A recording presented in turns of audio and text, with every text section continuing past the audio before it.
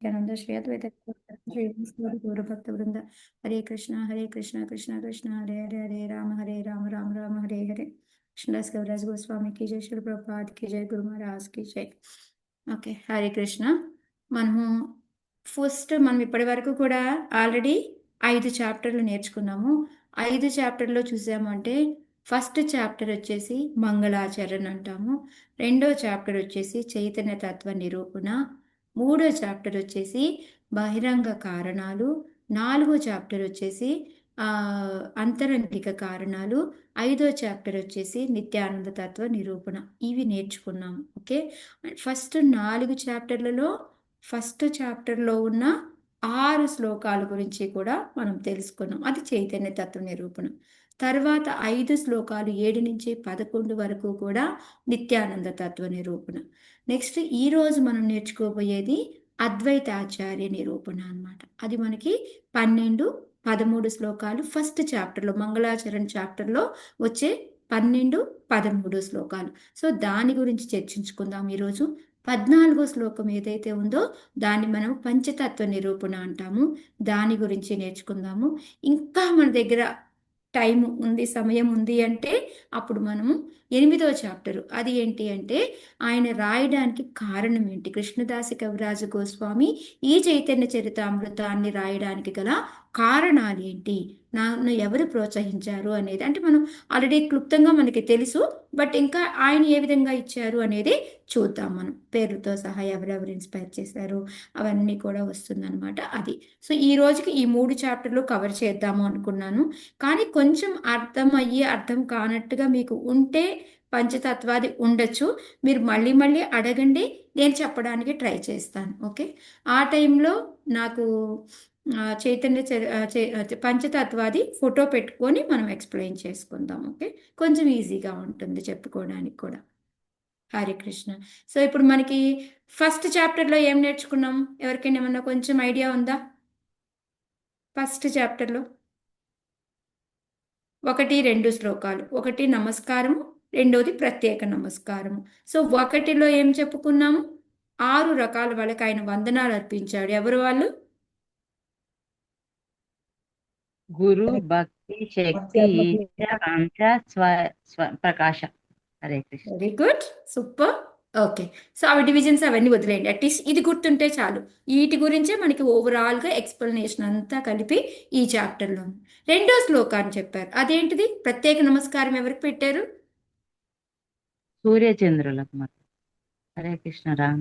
Chaitanya నిత్యానందులకు మాతాది. Yes, Chaitanya Mahaprabhu, Nityananda మహాప్రభు, వీళ్ళిద్దరూ సూర్యచంద్రుల్లాగా ఒకేసారి. ఏంటి అత్యద్భుతం ఏంటి అందులో? అద్భుతం అని చెప్పారు. ఏంటి అద్భుతం? అద్భుతం, ఇద్దరు ఒకేసారి రావడం కష్టం కదా. ఒకటి. ఇంకోటి రెండో అద్భుతం ఏంటి? మన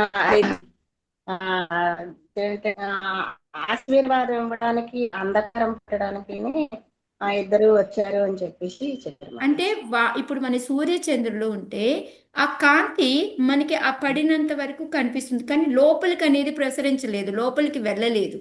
అలాగా కాకుండా వీళ్ళిద్దరూ ఏంటంటే వాళ్ళ యొక్క జ్ఞానాన్ని, భక్తిని మన అందరి లోపలికల్లా తీసుకెళ్ళి మన లోపల ఉన్న అజ్ఞానాన్ని తొలగించేస్తూ ఉన్నారు. అందువలన ఏంటంటే అది అత్యద్భుతం, అంతే కదా. సూర్యుడు చంద్రుడు చెయ్యని పని కూడా వీళ్ళిద్దరూ ఒకేసారి ఉద్భవించి మనకి గౌడ దేశంలో మన అందరి కోసం వచ్చారు. అలాంటి వాళ్ళకి నేను ప్రత్యేక నమస్కారం తెలుపుకుంటున్నాను అని. ఇదంతా కూడా మనం ఫస్ట్ చాప్టర్లో చూసాం. సెకండ్ చాప్టర్లో చైతన్య తత్వ నిరూపణ అన్నమాట. దానిలో మనం ఏం నేర్చుకున్నాము? బ్రహ్మ, పరమాత్మ, భగవాన్. సో ఈ భగవాన్ యొక్క ప్రత్యేకతలు ఏంటి, పరమాత్మదేంటి? పరమాత్మ అంటే ఆయనలో ఉండే అంగము అని, ప్లెనరీ పోర్షన్ అని, మనందరిలో పరమాత్మ రూపంలో ఉంటారు. బ్రహ్మజ్యోతి అంటే ఏంటి? జస్ట్ ఆయన యొక్క దేహపు కాంతి అని. భగవాన్ అంటే 5 విశేషాలతో ఉంటాడు అని. అది ప్రూఫ్ చేసుకుంటూ మనం అనేక ఏకలే ఈశ్వర కృష్ణ అనేక రకాల శ్లోకాలు మనం చెప్పుకుంటూ వెళ్ళామన్నమాట. సో అది మనకి సెకండ్ చాప్టర్. థర్డ్ చాప్టర్లో మనం నేర్చుకుంది ఏంటిది? బహిరంగ కారణాలు. బహిరంగ కారణాలు. Very good Mataji, super. Okay, ఏంటి ఆ 3 బహిరంగ కారణాలు? భక్తి చైతన్య ప్రేమ భక్తి పంచడానికి మాతాజీ యుగ ధర్మము సంకీర్తన యజ్ఞము అద్వైత ఆచార్యులు పిలవడం వల్ల మ- వచ్చారు. ఎస్ మాతాజీ. ఓకే, మీరు రాసినది కొంచెం నీట్గా రాసుకోండి. మనకి కృష్ణ ప్రేమని ప్రచారం చేయడానికి, ఓకే. రెండోది వచ్చేసి యుగ ధర్మమైన హరినామ సంకీర్తన నేర్పించడానికి, మూడోది వచ్చేసి మనకి అద్వైత మహాప్రభు పిలవడం, అద్వైత ఆచార్య పిలవడం వలన, భక్తుడు పిలవడం వలన ఆయన వచ్చారు. సో ఈ మూడు మనకి తెలుసుకున్నాం అనమాట. దాన్ని మనకి విపులంగా ఎక్స్ప్లెయిన్ చేసి చెప్పారు అదంతా. ఓకే, నెక్స్ట్ అంతరంగిక కారణాలు ఏంటి? రాధారాణి ప్రేమ యొక్క గొప్పతనం తెలుసుకోవడానికి ఒకటి, అంత ప్రేమ చూడడానికి తనలో ఎంత మాధుర్యం, అసలు ఆ మాధుర్యం ఏమిటో తెలుసుకోవడానికి ఒకటి. ఏదో నాలో ఉంది, దాని వల్ల వాళ్ళు అంత అట్రాక్ట్ అయిపోయి ఏదో అనుభవిస్తున్నారు, ఆ మధురిమ ఏంటో తెలుసుకోవాలి అనుకున్నాడు. ఎస్. మూడోది మరి అది కూడా ఇంచుమించు అలాగే చెప్పారు మీరు. నేను అలా రాసుకున్నాను పొరపాటు, మరి నన్ను చూసి వారు అంత ఆనందం ఎందుకు పొందుతున్నారు, అంటే నాలో అంటే ఏమిటో మాతాజీ, అంటే ఒక తెలుసుకోవాలి. అజ్ఞాతమైన మధురిమ ఏదో ఉంది నాలో, అజ్ఞాతమైనది. అది ఆ గొప్పతనం అదేంటి, ఆ మాధుర్యం ఏంటో తెలుసుకోవాలి అనేసి. మూడోది నాలో ఏం చూసి రాధా అంత అదే నాలో మూడు ఏం కింద చూసి రాసుకున్నాను రాధా నేను. సారీ ఆనందం మరి. పొందిందనేది తెలుసుకోవాలి అని రాసుకున్నాను. అంటే రాధారాణి నన్ను చూసినప్పుడు ఒక రకమైన ఆనందాన్ని పొందుతుంది కదా, ఉమ్. ఆ ఆనందాన్ని నేను కూడా చవి చూడాలి అని అందుకొని ఆ రాధారాణిలాగే ఆ అవతారాన్ని, అంటే ఆమె యొక్క రంగుని, ఆమె యొక్క మూడుని, భావాన్ని తీసుకొని ఆయన వస్తాడనమాట. ఇవి అంతరంగిక కారణాలు. రెండు కారణాలు మనకి చెప్పి మూడో కారణం ఎవరి ద్వారా తెలిసింది మనకి?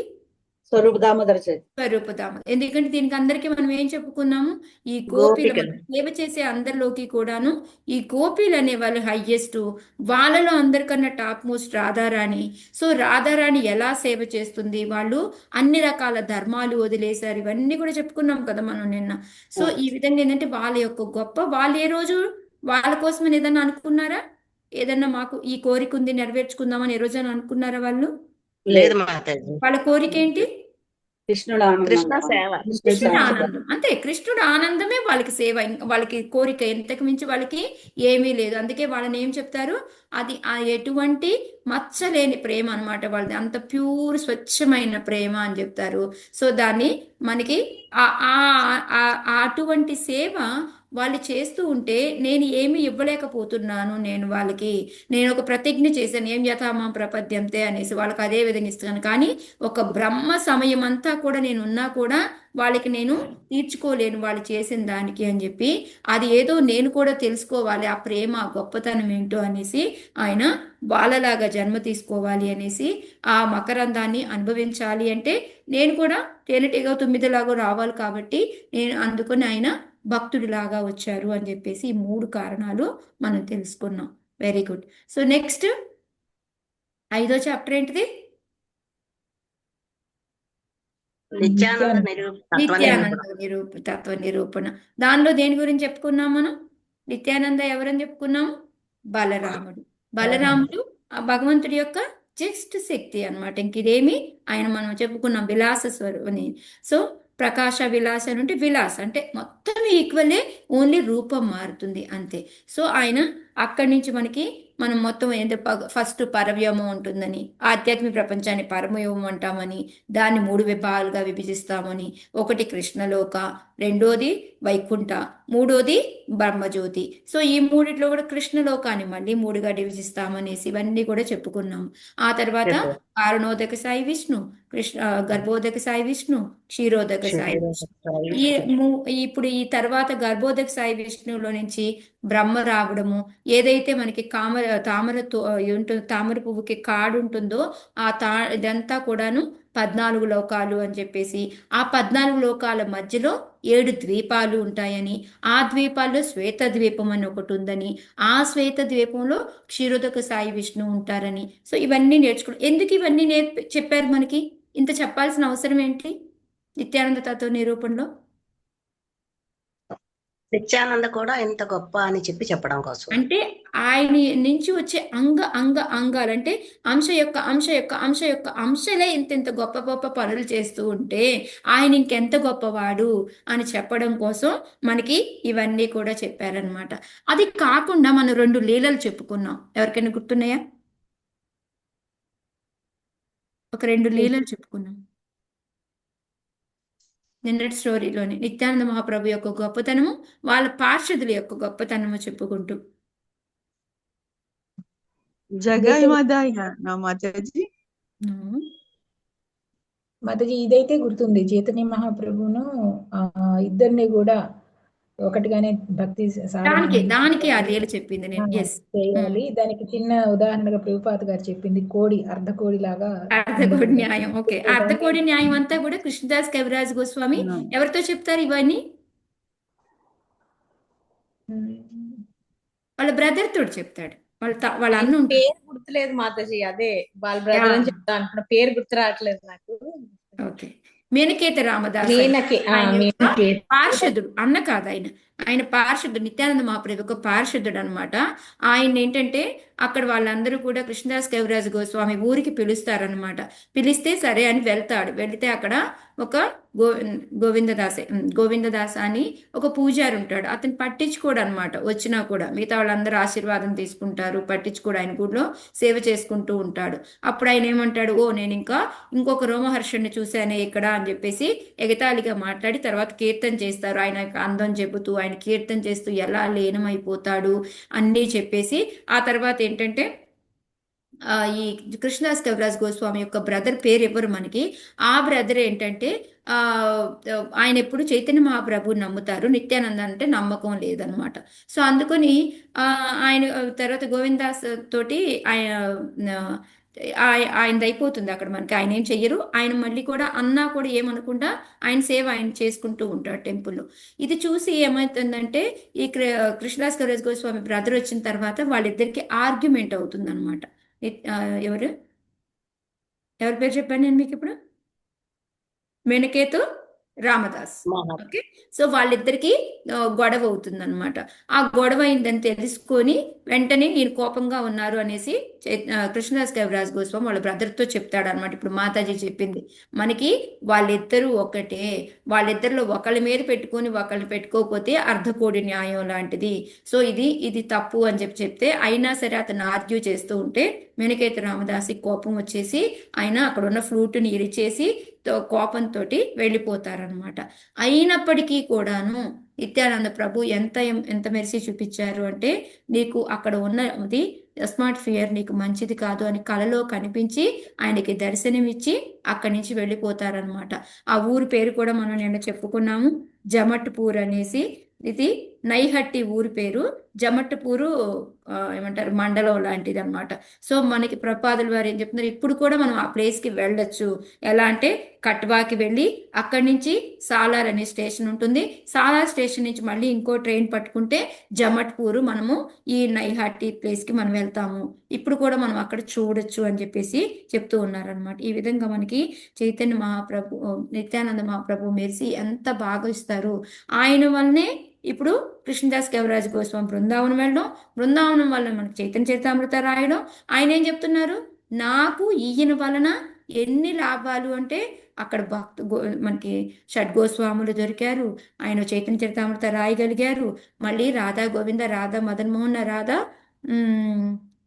మూడోది ఏంటి, రాధా మదన్ మోహన్,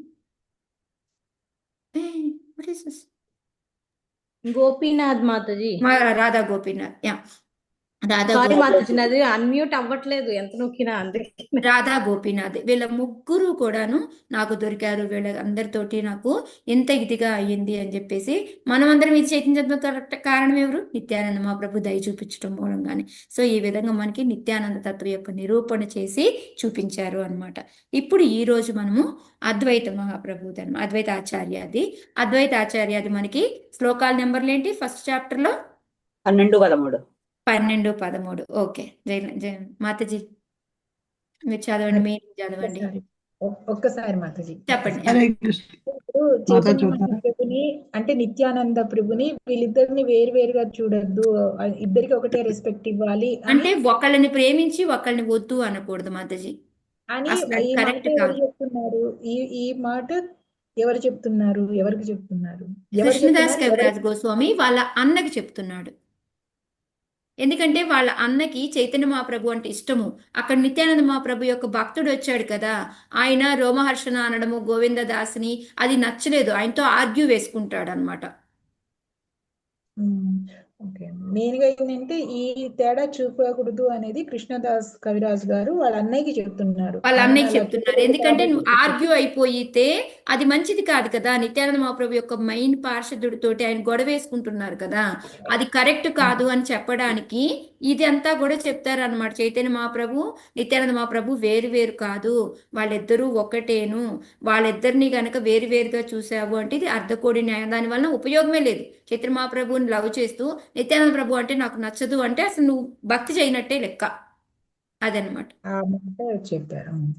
అవన్నీ కూడా ఆయనకి చెప్తూ ఉంటే అది వినిన తర్వాత కూడా ఇంకా ఆర్గ్యూ చేస్తూ ఉంటే ఆయన కోపం వచ్చి వెళ్ళిపోతాడు అక్కడి నుంచి. ఫ్లూటు అన్ని వెరగదీసేసి ఇలాగ నిత్యానంద ప్రభుని విడిగా చూడడం అది నచ్చదనమాట. గురువుని ఎవరైనా దూషిస్తుంటే నచ్చుతుందా? మనకి ఉండకూడదని చెప్తాం కదా అక్కడ. సో ఆయన వెళ్ళిపోతారనమాట. అప్పుడు ఈయన ఇంత ఇదిగా మంచిగా మాట్లాడాడు అనేసి మరి పార్షల్ ద్వారా తెలుసుకొని నిత్యానంద ప్రభుకి ఎలాగైనా తెలిసిపోతుంది అనుకోండి. ఆ విధంగా నువ్వు ఆ మొహాల్లో ఉండద్దు, అక్కడి నుంచి వెళ్ళిపో అనేసి కలలో కనిపించి ఆయనకి దర్శనమిచ్చి నువ్వు బృందావనం వెళ్ళిపో అని చెప్పి చెప్తారనమాట. అది ఏకుంజామునే వచ్చిన కళ మంచిది కాబట్టి వెంటనే ఆయన దాన్ని తీసుకొని వెళ్ళిపోతాడు బృందావనం. దానివల్ల కృష్ణదాస్ కవిరాజ్ వెళ్ళిపోతారు. అవును, ఎస్, ఆయనకి చెప్తారు నిత్యానంద ప్రభు కల్లో కనిపించి, నిత్యానంద ప్రభు కళలో కనిపించి ఇదంతా చెప్తారనమాట. సో నేను చెప్పింది ఏం ఎక్కలేదు, ఎవరికి అర్థమైంది నాకు ఇప్పుడు. ఓకే, అంటే చాలా లేదు fast గా మాతాజీ, టైం అయిపోయిందా? నేను పరిగెట్టాను. అవును, ఎస్, అది ఎవరికి ఎన్ని లాస్ట్ లో కొంచెంసేపు లేను. మిస్ అయిపోయాను నేనైతే. సో ఇప్పుడు క్లియర్ కదా మాతాజీ? మాతాజీ పార్షదులు అంటే ఒకసారి మీనింగ్ చెప్పరా ప్లీజ్? వాళ్ళ భక్తులు Mataji. Okay, thank you Mataji. నేను అదే మొన్న భగవద్గీత క్లాసులో పార్షదులతో కలిపి జపయజ్ఞం చేయాలి అంటే పార్షదులు అంటే భక్తులు అనేసి సడన్ గా చెప్పాను. నిజంగా నాకు తెలీదు, కావచ్చు వాళ్ళతో కలిసి జపయజ్ఞం చేయాలి అంటే భక్తులతో కలిసే కదా జపయజ్ఞం చేయాలి, అలా అనుకున్నాను నేను. Thank you Mataji. Okay, Hare Krishna. Okay, so ఈరోజు మనము అద్వైత నిరూపణ, మనకి 2 శ్లోకాలు 12, 13 శ్లోకాలు. ఒకసారి ఫస్ట్ మీనింగ్ చదువుదాము, తర్వాత మన శ్లోకాలు మనం వెళ్ళిపోదాం దాంట్లో వివరణలోకి. చదవండి. మహావిష్ణు జగత్కర్త మాయయా సృజత్యదః తస్యావతార ఏవాయం అద్వైతాచార్య ఈశ్వరః. మాయాకలాపాల ద్వారా జగత్తును సృష్టించే కార్యాన్ని చేసే మహావిష్ణువు యొక్క అవతారమే అద్వైతాచార్యులు. అద్వైతం హరినాద్వైతం ఆచార్యం భక్తి సంసనాత్ భక్తావతారమీశం తం అద్వైతాచార్యమాశ్రయే. దేవదేవుడగు హరికి అభిన్నుడైన కారణంగా ఆయన అద్వైతుడని పిలువబడినాడు. భక్తి యోగాన్ని ప్రచారం చేసే కారణంగా ఆచార్యుడని పిలువబడినాడు. భగవంతుడు భక్తావతారం అయినట్టు ఆయనను నేను ఆశ్రయిస్తున్నాను. సో ఈ 2 శ్లోకాలు మీకు అర్థమైనవి కదా. అంటే ఆయన మహావిష్ణు అవతారము, మాయ ద్వారా ప్రపంచాన్ని సృష్టించేది అనేది. అంటే మాయ ఎందుకు మాయ ద్వారా అని చెప్తున్నారు అంటే ఇక్కడ భగవంతుడే శక్తి ఇచ్చేది, కానీ ఆయన వెళ్ళి మాయనేమి ముట్టుకోడు అనమాట. జస్ట్ ఆయన ఏం చేస్తాడు, నేను చెప్పుకున్నాం కదా, మనం ఏం చేస్తాడు ఆయన? మాయ అంటే నథింగ్ బట్ రమాదేవి, దుర్గాదేవి వీళ్ళందరూ అనుకోండి. గ్లాన్స్, కంటి చూపుతోటి గ్లాన్స్ అన్నమాట. దానితోటి వాళ్ళందరికీ శక్తిని జీవుల్ని పంపిస్తాడనమాట వాళ్ళకి. దాని ద్వారా మనమేమనుకుంటున్నాము, దుర్గాదేవి మనకి ప్రకృతి తయారు చేసి ఇచ్చింది అనేసి మనం ఈ వాళ్ళని మాయాదేవిని మనకి అంత ముఖ్యము అనేసి అనుకుంటున్నాము. సో ఆయన ఏం చెప్తారు అంటే అవన్నీ కూడాను ఎట్లా అంటే మనకి చాలాసార్లు మనం చెప్పుకున్నాము, మీకు గుర్తుందో లేదో, ఎక్కడో భాగవతంలో ఎన్నో క్యాంటోలో నాకు గుర్తు రావట్లేదు, చాలా ఎగ్జాంపుల్స్ తీసుకున్నాం మనం. ఇప్పుడు మనకి టీవీ ఉందనుకోండి, అక్కడ ఫ్యాన్ ఉంది, ఫ్యాన్ దానంతటా అది తిరుగుతుందా? ఫ్యాన్ ఉంది, అన్ని ఉన్నాయి, రిమోట్ ఉంది నా దగ్గర, కానీ దాన్ని ఎవరో ఒకరు నొక్కే వాళ్ళు కావాలి కదా. సో అంటే ఆ ఒక శక్తి అనేది కావాలి, ఆ శక్తి అనేది భగవంతుడు ఇస్తున్నాడు అనేది. ఇంకోటి ఏంటంటే మనం ఈ మేకకి కింద 2 వేలాడుతూ ఉంటాయి చూడండి, ఇలా వేలాడుతూ ఏమంటారు, అవును నాకు గుర్తు రావట్లేదు మాకు, క్యాంటో, 3rd క్యాంటో నేను. సో అవేంటి అంటే వాటిని మనము పాలు పిండుదామంటే పాలు వస్తాయా? రావు. తోలుతిత్తులు అంటారు మాతాజీ, తోలుతిత్తులు అని అంటారు అనగా చదివిన మాతాజీ. లేదు మొత్తానికి ఓకే మీకు అర్థమైంది కదా కాన్సెప్ట్ అర్థమైంది కదా ఓకే సో అదేంటంటే అట్లాగా మనము తప్పుగా అర్థం చేసుకుంటున్నాము దాన్ని ఎంత పితికినా పాలరా ఓన్లీ మాయాదేవుణ్ణి చేస్తే ఏమీ అవ్వదు ఆ మహావిష్ణు ఎప్పుడైతే ఆ గ్లాన్స్ని పంపిస్తాడో అప్పుడు దాని ద్వారానే శక్తి ద్వారా ఆమె సృష్టించడం అనేది జరుగుతుంది అనేసి ఒకటి నిమిత్త అనేసి అని చెప్పి మనకి చెప్తూ ఉంటారనమాట సో అది అయిపోయిన తర్వాత ఫస్ట్ శ్లోక అదనమాట ఆయన నథింగ్ బట్ మహావిష్ణు యొక్క ఏమంటే నథింగ్ మహావిష్ణుయే అద్వైత ఆచార్య లాగా వచ్చారు అని చెప్పడం అదనమాట రెండో శ్లోక ఏం చెప్తున్నారు అంటే ఆయనకి అద్వైత ఆచార్య అని పేరు ఎందుకు వచ్చింది అని చెప్తున్నారు అనమాట అంటే ఇప్పుడు ఆ విష్ణువుకి మహావిష్ణువు ఎవరైతే ఉన్నారో ఆ మహావిష్ణువుకి అద్వైత ఆచార్యకి తేడానే లేదు ఇద్దరు సేమ్ అనమాట అందుకని అద్వైత అంటాము ఓకే అద్వైతాన్ని ఎందుకు వచ్చింది వాళ్ళిద్దరికి తేడా లేదు ఇద్దరు సేమ్ అని చెప్పడానికి అనమాట ఆయన శక్తి కానీ ఈయన శక్తి కానీ సేమ్ అంతా కూడా ఒకటే అని చెప్పడానికి అద్వైత ఆచార్య ఎందుకు వచ్చింది అంటే ఆయన ఏంటంటే అన్నిటికన్నా కూడా ఇప్పుడు సృష్టి చేస్తూ ఉన్నా ఏమి చేస్తూ ఉన్నా కూడా ఆయనకి నచ్చే పని ఏంటి అంటే వీళ్ళందరికీ భక్తి ప్రచారం చేయడం అనేది అది ఆయనకి దానికి ఇంకో పనే లేదు ఆయన ఎప్పుడు సంతుష్టంగా ఉండే పని చేసే పని ఏంటంటే మనందరికీ శిక్షణ ఇవ్వడం అనమాట భక్తి ఎలా చేసుకోవాలి అని ఆ శిక్షణ ఇవ్వడమే ఆయనకి పెద్ద పని అనమాట దానికోసమని ఆయనకి ఆచార్య ఎందుకంటే గురువులా కదా ఇప్పుడు మనకి ఎవరైనా ఒక భక్తి నేర్పుతున్నారంటే మనం వాళ్ళని ఏమనుకుంటాం మనం ఏమనుకుంటాం పిలుస్తాం కదా మనము శిక్షా గురు దీక్షా గురు అని పిలుస్తాం కదా సో ఓల్డెన్ డేస్ లో ఆచార్య అని పిలుస్తాం ఎందుకంటే ఆయన ఆచరించి ప్రచారం చేసేవారు అందుకని ఆయనకి ఆచార్య అని వచ్చింది అనమాట సో అందుకని ఆయన పేరు రెండింటిని కలిపి అక్కడ సృష్టి చేస్తూ మహావిష్ణువుకి ఆయనకి తేడా లేదు కాబట్టి అద్వైత రెండోది వచ్చేసి ఆచారం చేసి ప్రచారం చేస్తూ ఉన్నారు కాబట్టి అద్వైత ఆచార్య రెండింటినీ కలిపి అందుకని మనకి అద్వైత ఆచార్య అని ఏమంటారు అంటే మనకి సమస్త భక్తులకి కూడా ఆయన గురువు లాంటి వారు ఇంకా సంసారంలో మనందరిలో కూడా ఆదరణీయమైన వ్యక్తి ఎవరన్నా ఉన్నారంటే ఈ ప్రపంచంలో మనకి అద్వైత ఆచార్య అని చెప్పేసి చెప్తూ ఉన్నారనమాట సో ఈ విధంగా మనకి ఇప్పుడు ఎప్పుడైతే ఇంకా ఎందుకు ఆయనే గురువు అయ్యారు అని అంటే మనకి మళ్ళీ చెప్తున్నారు అనమాట ఎప్పుడైతే ఆయన అందరి దగ్గర ఉన్న ఈ ఏమంటారు ప్రపంచంలో అంతా కూడాను కలుషితమైపోయి భక్తి అనేది మర్చిపోయి ఎవరి లోకాల్లో వాళ్ళు బతుకుతూ ఉన్నారు అదంతా చూసి ఆయన తట్టుకోలేకపోతాడనమాట అందుకొని వెంటనే బిగ్గరగా భగవంతుడిని పిలవాలి అని చెప్పేసి ఆయన యొక్క ఏమంటారు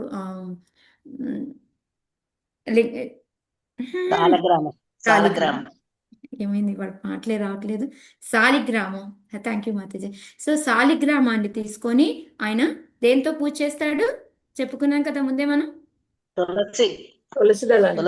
తులసి మంజరి ఇంకా గంగా నీళ్లు ఈ రెండింటితో కలిపి మాతాజీ ఈ రెండింటితో కలిపి ఆయన మీద పోస్తూ ఆయన్ని బిగ్గరగా పిలుస్తాడనమాట భగవంతుడా నువ్వు రా నువ్వు వచ్చి ఈ ప్రపంచాన్ని మార్చు అని చెప్పేసి భక్తిని ప్రచారం చెయ్యి అని పిలుస్తాడు అందుకోసమని చైతన్య మహాప్రభు వస్తారు సో ఇప్పుడు మరి ఎవరు కారణం అంటారు మన అందరికీ చైతన్య మహాప్రభు వచ్చి ఇంత నేర్పి ఇంత చేసింది మనం నేర్చుకుంటున్నాం ఇదంతా ఎవరి వలన అద్వైతాచార్య వలన సో ఇప్పుడు ఆయన మన గురువా కాదా ఇండైరెక్ట్ గా అయినా ఇప్పుడు నేను ఇప్పుడు భక్తిలోకి వచ్చాను అంటే రేవతి గోపి మాత దగ్గర వింటున్నప్పటికీ నన్ను ఎవరైతే తీసుకొస్తారో వాళ్ళు కదా నాకు ఇంపార్టెంట్ వాళ్ళు తీసుకురాకపోతే ఆ మనిషి అనే వాళ్ళు లేకపోతే నేను ఇప్పుడు ఆ మాతాజీ రేవతి గోపి మాత దగ్గర వినను నేర్చుకోలేను కదా అవును మాత సో నన్ను ఇప్పుడు తీసుకొచ్చింది ఫస్ట్ ఎవరు నన్ను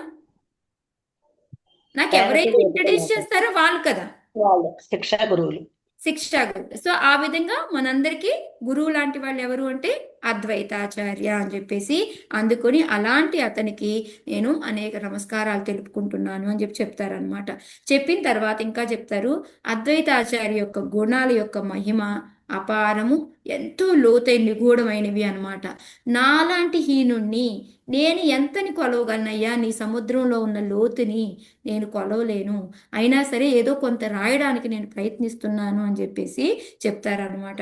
చెప్పి ఇంకా ముందుకెళ్తున్నారు. చైతన్య మహాప్రభు యొక్క ఉద్యమంలో ఎవరైనా అందులో ముఖ్యంగా ఇద్దరు మెయిన్ వాళ్ళు అనమాట. వాళ్ళిద్దరిలో ఎవరు అంటే ఒకళ్ళు నిత్యానంద మహాప్రభు, రెండోది అద్వైతాచార్య. అంటే మెయిన్ లింబ్స్ అంటాం అనమాట. మనకి అంటే ఇప్పుడు కాళ్ళు చేతులు లేకపోతే మనం ఇంక ఏపీ పని చేయలేము అన్నటువంటి ముఖ్యమైన అంగాలన్నమాట. ఆ రెండు కాళ్ళు చేతులు నేను చెప్పలేను, బట్ ఏంటంటే మామూలుగా మన బాడీలో ఏదైతే ఇంపార్టెంట్ మనకి అనుకుంటామో, మన హృదయం అనుకోండి పోనీ, ఓకే, అట్లాగా మెదడు హృదయం అట్లా ఏదైతే ఏమి ఆ విధంగా రెండు ఇంపార్టెంట్ అయినాయి అనమాట. అంటే ముఖ్యమైన అంగాలు అవి ఏంటి అంటే నిత్యానంద మహాప్రభు, అద్వైత ఆచార్య అని చెప్పి చెప్తున్నారు అనమాట. మిగతా వాళ్ళందరూ కూడా శ్రీనివాస ఆచార్య, గదాధార వీళ్ళందరూ ఏంటంటే సెకండ్ దానికి వస్తారు. నెక్స్ట్ ఇంకో అంగాల కింద వస్తారనమాట. వాళ్ళు ఫేస్ కానీ కళ్ళు కానీ చేతులు కానీ అనుకోవచ్చు అని చెప్పేసి చెప్తూ ఉన్నారనమాట మహాప్రభు యొక్క. సో ఇప్పుడు ఇంకా ఈ అద్వైతాచార్య ఎవరు అంటే చైతన్య మహాప్రభు గురువు ఎవరు మీకు ఎవరిని గుర్తుందా? ఈశ్వరపురి ఈశ్వరపురి మాతాజీ. ఈశ్వరపురి గురువు ఎవరు? మాధవేంద్రపురి. మాధవేంద్రపురి. మాధవేంద్రపురి శిష్యుడు అద్వైతాచార్య. అద్వైతాచార్య. ఓకే, ఇప్పుడు ఈశ్వరపురికి అద్వైతాచార్యకి సంబంధం ఏంటి? ఈశ్వరపురి అద్వైతాచార్య ఇద్దరు శిష్యులు. ఇద్దరు ఎవరు శిష్యులు? ఇద్దరు ఎవరు శిష్యులు? మాధవేంద్రపురి శిష్యులు అనమాట. అంటే గాడ్ బ్రదర్స్ మీరందరూ అన్నాడు. మనందరూ ఇప్పుడు దేవదాస గురు మహారాజ్ డిసేబుల్స్ అంటే రేవతి గోపి మాతాజీ, నేను పద్మాక్షి మాతాజీ, మేమందరం జయసేవిని మాతాజీ, వీళ్ళందరూ మనం ఏమిటి గాడ్ సిస్టర్స్. ఓకే, అలాగా అక్క చెల్లెళ్ళం అనమాట. ఓకే, అలాగే వాళ్ళు గాడ్ బ్రదర్స్ అనమాట. సో ఇప్పుడు మరి ఈ చైతన్య మహాప్రభు ఏం చేయాలా? ఆయన సర్వెంట్ గా చూడాలా లేకపోతే ఎట్లా చూడాలి? సహాధ్యాయి కదా, ఎలా చూస్తారు? గురువు గారికి సహాధ్యాయి కాబట్టి గురువుగానే గౌరవిస్తారు. గురువుగానే గౌరవించాలి కదా. సో అందుకని చైతన్య మహాప్రభు ఎప్పుడు కూడాను అద్వైతాచార్యకి నమస్కారం చెప్పి నేను నీ సర్వెంట్ని అని చెప్తూ ఉంటారంట. చెప్తూ ఉంటే అద్వైతాచార్య ఒప్పుకోరంట. నో నో, ఆయన ఎంతో ఆనందంతో భక్తి చేస్తూ నేను నీ శిష్యుడిని, నేను నీ శిష్యుడిని, నేను నీ శిష్యుడిని అని చెప్తూ ఉంటారంట. అప్పుడు ఇంకా దానికి ప్రూఫ్ చేసుకుంటూ అనమాట ఇక్కడ కృష్ణదాస్ కవిరాజ్ గోస్వామి ఎందుకు అద్వైతాచార్యకి ఎప్పుడు అసలు అలా ఆయన నమస్కారం పెట్టడము, పెద్దలాగా తీసుకొని అన్ని నిర్ణయాలు అడగడము అది నచ్చదనమాట అసలు చైతన్య మహాప్రభుకి. అద్వైతాచార్యకి నచ్చ చైతన్య మహాప్రభు చేసే పని. కానీ ఎప్పుడు ఆయన ఏం చెప్తుంటారో నేను శిష్యుడిని అని చెప్తూ ఉంటారు. అది మనకి ప్రూఫ్ చేయడానికి ఆల్మోస్ట్ 50 శ్లోకాలు చెప్పారు. ఎందుకు అంటే ఆయన అక్కడ దాస్యత్వం వలన వచ్చే ఆనందం ఇంకా దేంట్లో కూడా రాదు అని దానికి ఒక్కొక్కరు ఎగ్జాంపుల్స్ తీసుకుంటూ ఆయన కోట్ చేసుకుంటూ వచ్చారనమాట. బ్రహ్మ, శివ, సనాతులు, నారదులు, నందబాబా, రాణులు, గోపికలు, అందరు ఉద్ధవుడిది అందరు ఎగ్జాంపుల్స్ చెప్పుకుంటూ వచ్చారు. సో అందుకని నేను అన్ని శ్లోకాస్ నేను మీకు కోట్ చేసి నేను చెప్పట్లేదు. జస్ట్ మీరు వెళ్ళి ఒక్కసారి చదువుకొని ప్రతిదానికి ఎక్కడో చోట రాణులు వాడిన శ్లోకాన్ని మనకి భాగవతంలో వస్తే భాగవతం, లేకపోతే ఇంకో పద్మపురాణంలో వస్తే పద్మపురాణం, గోపికలు చెప్పిన శ్లోక, నందబాబా చెప్పిన శ్లోక, బలరాముడు చెప్పిన శ్లోక, అట్లా అందరి గురించి కూడా చెప్పుకొస్తూ ఉంటారనమాట ప్రతి ఒక్కళ్ళు కూడా. సో అందులో ఏం చెప్తున్నారు అంటే మనకి ఈ దాసుడు అంటే మనం ఎప్పుడైతే భగవంతుడి దాసుడిగా ఉండి మనం ఒక రకమైన ఆనందం పొందుతాం కదా, ఆ ఆనందం ఎలాంటిది అంటే ఒక పెద్ద సముద్రం లాంటిది అనమాట. మనం బ్రహ్మానందం అంటుంటాం కదా, ఆ బ్రహ్మానందం దానిలో ఒక చిన్న బిందువు లాంటిది అని చెప్తున్నా. హరే కృష్ణ. కొంచెం మ్యూట్ లోకి వెళ్ళారు మాతాజీ, మళ్ళీ వెనక్కి రండి మాతాజీ. కొంచెం మ్యూట్ లోకి వెళ్ళా, కొంచెం వెనక్కి రండి మాతాజీ. అది స్టక్ అయింది అంతే. ఓకే చైతన్య అంటే మనకి ఎప్పుడైతే మనము భగవంతుడికి దాసులుగా ఉంటే మనం పొందే ఆనందం అనేది మహాసముద్రం అయితే బ్రహ్మానందం అంటాం కదా, మనం విడిగానే బ్రహ్మానందం అంటే చాలా గొప్పది అనుకుంటాం కదా, ఆ బ్రహ్మానందం అనేది ఒక చిన్న నీటి బొందు లాంటిది దాంట్లో అని చెప్తున్నారు అనమాట. అద్వైత ఆచార్యులు చెప్తున్నారు, ఈ శ్లోకాసని కోట్ చేస్తున్నారు. ఓకే, సో ఈ విధంగా అందుకొని ఆయన నాకు బాబోయ్, నాకు ఇది నాకు వద్దే వద్దు, నేను ఎప్పుడు నీ దాస అభిమాని, నేను అంతకు మించి నేను ఎప్పుడు నీకు స్వామిని అవ్వాలి అని నేను అనుకోలేదు, నువ్వే నాకు స్వామివి అని చెప్తూ ఆయన ఎప్పుడు కూడాను ఎంత డాన్సులు చేస్తూ నేను నీ సర్వెంట్ని అనేసి ఒకసారి కాదనమాట 4-5 సార్లు చెప్తూ ఉంటారు అదే పదాన్ని, ఎందుకంటే ఒప్పుకోవట్లేదు చైతన్య మహాప్రభు. సో దానికోసం మనకి ఫస్ట్ లక్ష్మీదేవి అనమాట. లక్ష్మీదేవి అంటే మనకి తెలుసు ఎప్పుడు ఆమె ఎక్కడ హృదయంలో ఉంటది, కానీ కూడా ఆమెకి ఎప్పుడు ఏమి ఇష్టము అంటే ఆయన కాళ్ళ దగ్గర ఉండి సేవ చేయడం అనేది నాకు చాలా ఇష్టము అని చెప్తూ ఉంటుంది అనమాట. అంతేకాదు మళ్ళీ దీని గురించి చెప్తూ ఉన్నారు, నందబాబా గురించి. నందబాబా వాత్సల్యంలో ఉంటాడు, అంతే కదా, వాత్సల్య రాసం కదా ఆయన చేసేది, తండ్రిగా ఉంటారు.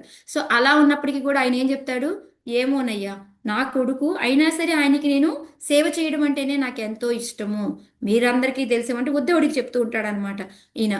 కానీ ఎప్పుడూ ఆయనకి ఒక రకమైన సేవ చేయాలి అనే భావమే మాలో ఉంటది, అంటే ఆయనకి ఒక సేవకుడిలాగా ఉండడమే నాకు ఎంతో ఆనందాన్ని ఇస్తుంది అని చెప్తారనమాట.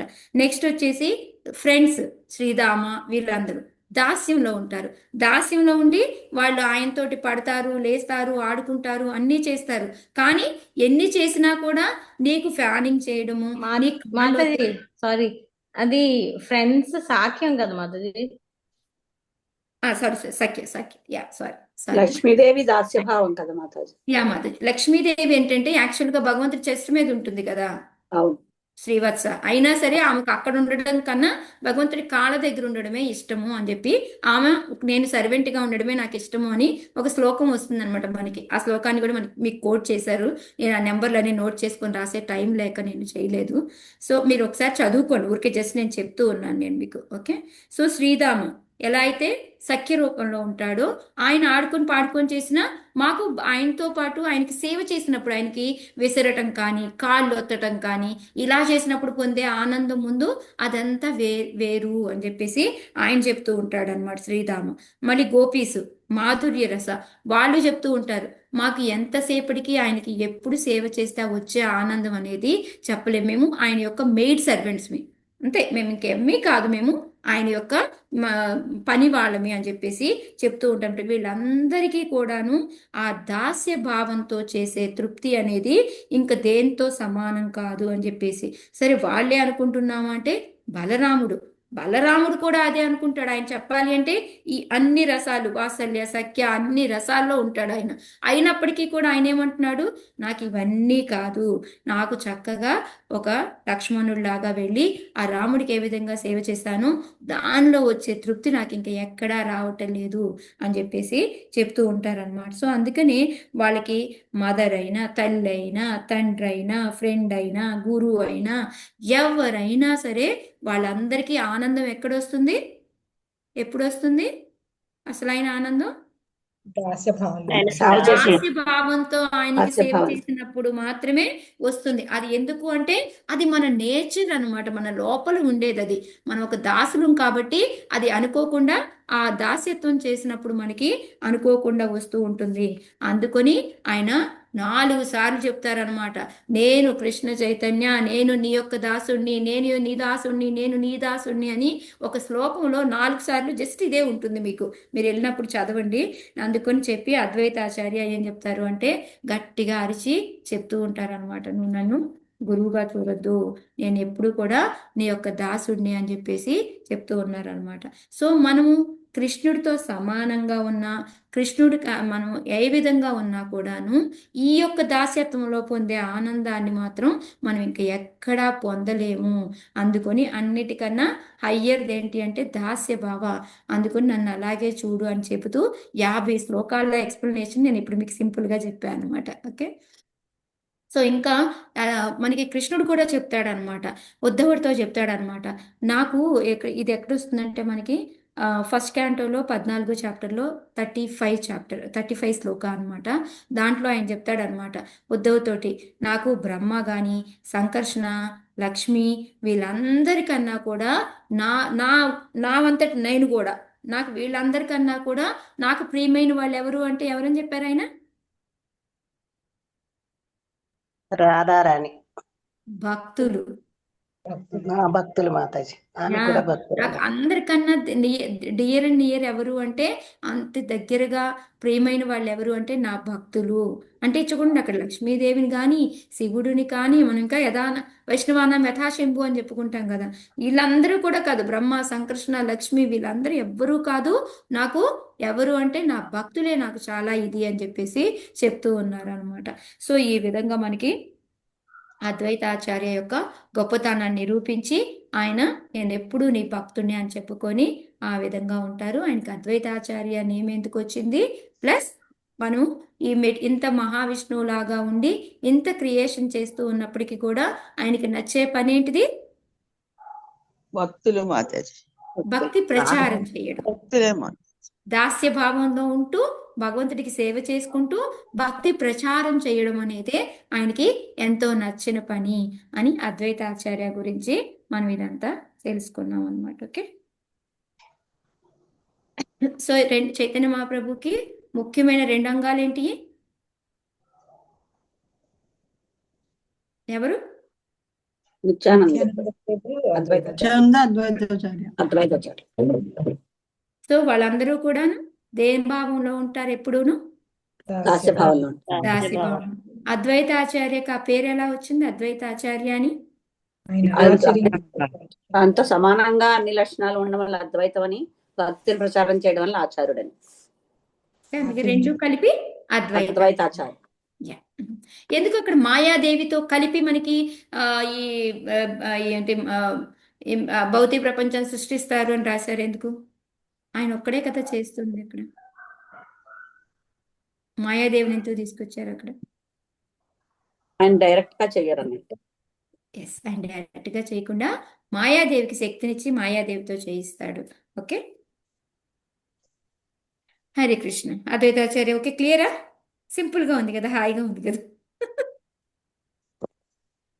ఓకే, నా అసలు పంచతత్వాలు స్టార్ట్ చేస్తాను.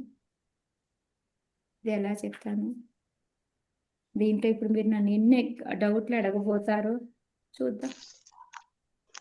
హరే కృష్ణ. సో ఇప్పుడు 7th చాప్టర్ వచ్చేసి మనకి పంచతత్వ నిరూపణ అనమాట. సో పంచతత్వ అంటే ఎవరెవరో మన అందరికీ తెలుసు, అవును కదా? తెలుసా లేదా? 24 మందికి తెలుసు, అది మాత్రం నాకు డౌట్ లేదు. ఓకే, 14 ఒకటేనా మాతాజీ? అవును మాతాజీ, 14వ శ్లోకం ఒక్కటే ఇది చైతన్య పంచతత్వ నిరూపణ అనమాట. జై శ్రీ మాత, జై శ్రీ శివుడి మాతాజీ. మాతాజీ ఇంక మరి గదాధార్ గురించి శ్రీవాస్ గురించి విడిగా ఇలా ఇవ్వలేదా? ఎలా అద్వైతాచార్య లేదా? ముఖ్యమైన వాళ్ళు కదా, అన్ని బుక్ పెద్దది అయిపోతుంది కదా, పంచతత్వ దాంట్లో వస్తుంది వాళ్ళ గురించి. Okay Mataji, thank you. పంచతత్వాత్మకం కృష్ణం భక్త రూప స్వరూపకం భక్తావతారం భక్తాఖ్యం నమామి భక్త శక్తికం.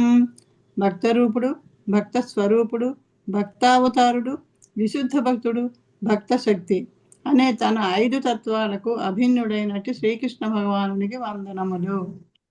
హరే కృష్ణ. ఓకే, సో పంచతత్వాత్మకం కృష్ణం. ఓకే, మొత్తం పంచతత్వాత్మకం అందరినీ కలిపి చెప్తూ ఉన్నారనమాట. దాంట్లో కృష్ణం ఎవరు అంటే భక్త రూప. అంటే మనకి ఇందులో ఇప్పుడు 5 వస్తాయి. దామోదరి పంచతత్వాది పెట్టవా ఒకసారి, ఫోటో షేర్ చేయండి. ఓకే, పంచతత్వాలు మనందరికీ తెలుసు. మధ్యలో ఉండేది ఎవరు? చైతన్య మహాప్రభు. సో ఈయన భక్త రూపం. ఓకే, భక్త. ఓకే, భక్త రూపం. సో రైట్ సైడ్ ఎవరుంటారు? నిత్యానంద ఉంటారు. ఆయన వచ్చేసి భక్త స్వరూపకం. ఎవరు? భక్త స్వరూపం. స్వరూపం. నిత్యానంద తర్వాత ఎవరుంటారు రైట్ సైడ్? శ్రీవాస కదా.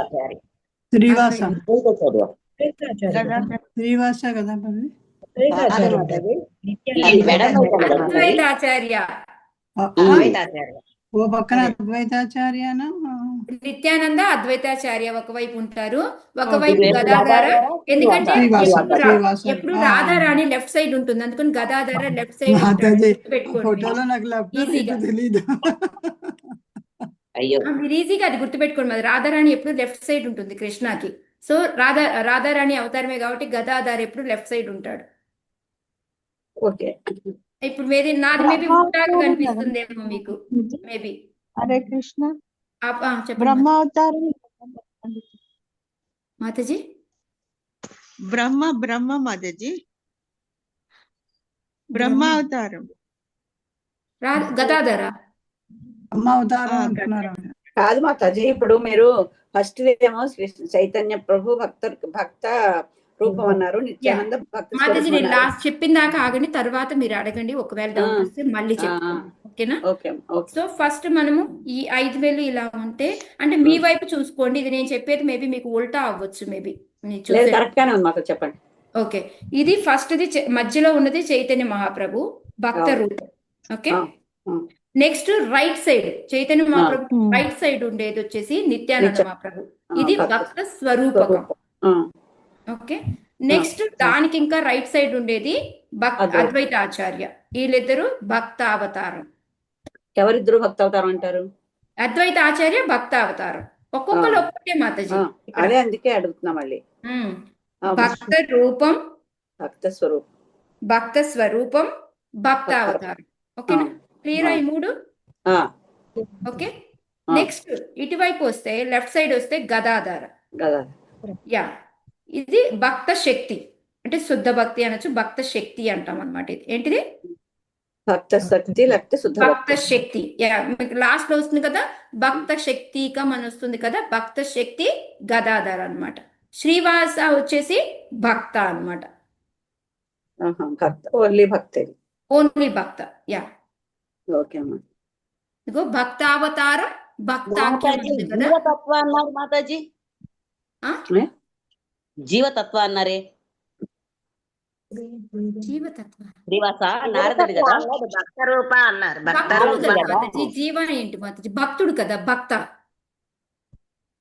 నారదుడు మాతాజీ నారదుడు కదా. అవును మాతాజీ, అది జీవతత్వ. తత్వ ఎందుకు వస్తుంది ఇక్కడ? నేనేమవుతుంది, ఆయన ఒక భక్తుడు, భక్త రూపం, భక్తావతారం అలా చెప్తున్నాను మాతాజీ. మీకు ఈ శ్లోకాన్ని ఎక్స్ప్లెయిన్ చేస్తున్నాను నేను మీకు. ఈ శ్లోకాల్లో పంచతత్వాత్మకం కృష్ణం భక్త రూప స్వరూపకం అని ఉంది. అంటే భక్త రూప అంటే చైతన్య మహాప్రభు అని, భక్త స్వరూపకం అంటే నిత్యానంద మహాప్రభు, భక్తావతారం అంటే అద్వైత, భక్త అంటే భక్తాఖ్యం అంటే శ్రీవాస. యా, నమామి అందరికి కలిపి భక్త శక్తికం అంటే భక్త శక్తి ఎవరంటే గదాధార. ఓకే,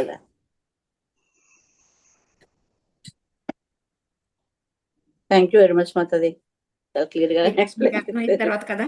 ఓకే, అయితే ఇప్పుడు దాంట్లో ఏంటి అంటే వాళ్ళు యాక్చువల్గా ఫస్ట్ మనకి ఎంత కూడాను దీనికన్నా ముందుగా కూడా, ఆ శ్లోకా కన్నా ముందు కృష్ణదాస్ కవిరాజు ఏం చెప్తున్నారంటే, పంచతత్వంతో వాళ్ళందరూ కూడా కలిసి వీళ్ళు మన దగ్గరికి వచ్చి ఈ సంకీర్తన ఆందోళనని మనకి విస్తరించారనమాట. అది ఎంతగానో ఇప్పుడు వీళ్ళ వల్లనే కదా, ఇంతకుముందు మనకి ఏమన్నా ఈ హరినామ సంకీర్తన కానీ ఇవన్నీ కూడా మనకి తెలియదు. దీన్ని అందరినీ కూడా పెంచి విస్తరించి చేసింది ఎవరు అంటే ఈ పంచతత్వ మొత్తం కలిసి అన్నమాట.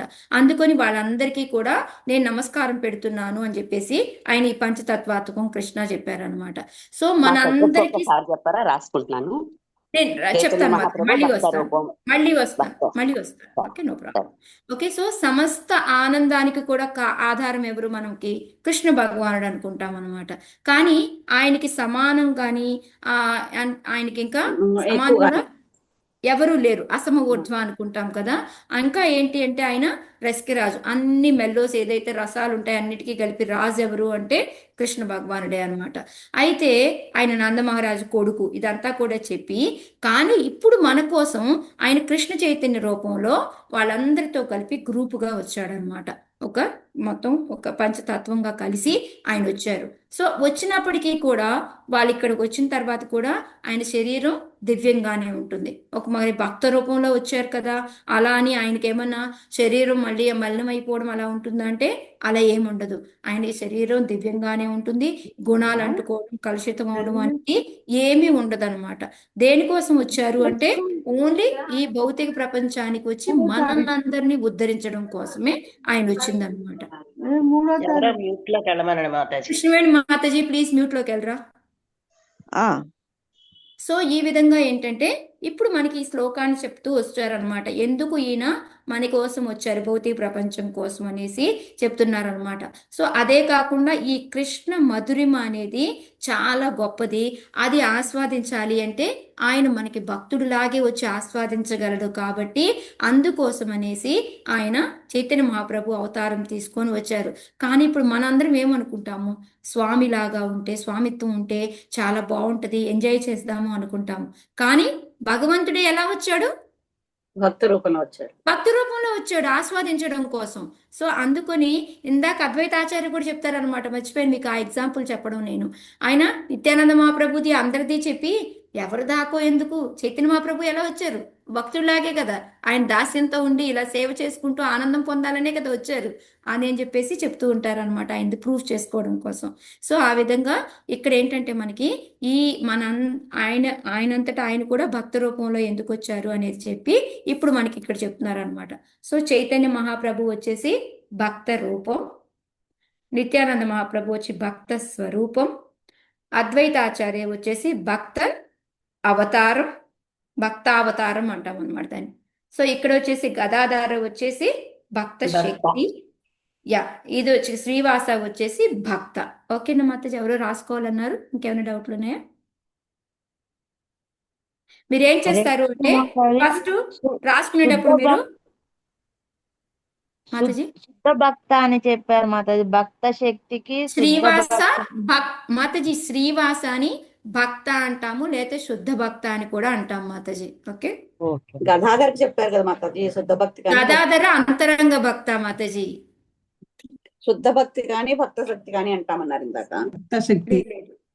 భక్త శక్తి మేబీ కన్ఫ్యూజ్ అయ్యాను, తెలియదు మాతాజీ, సారీ. ఓకే, నేను అందుకే నన్ను ఒక ఆర్డర్ లో వెళ్ళనిస్తే నేను చెప్తాను మాతాజీ. మధ్య మధ్యలో అయితే నాకు తెలియదు ఎక్కడ ఏం చెప్తున్నాను, సారీ ఏమనుకోకండి. ఇది కొంచెం టఫ్ సబ్జెక్ట్, అందుకే చెప్తున్నాను నేను మీకు ఎలా చెప్పగలనా, నేను కూడా కష్టపడుతున్నాను. లేదు మాతాజీ, చాలా బాగా చెప్పారు దాని గురించి. ఓకే, సో ఇది పంచతత్వ అన్నమాట.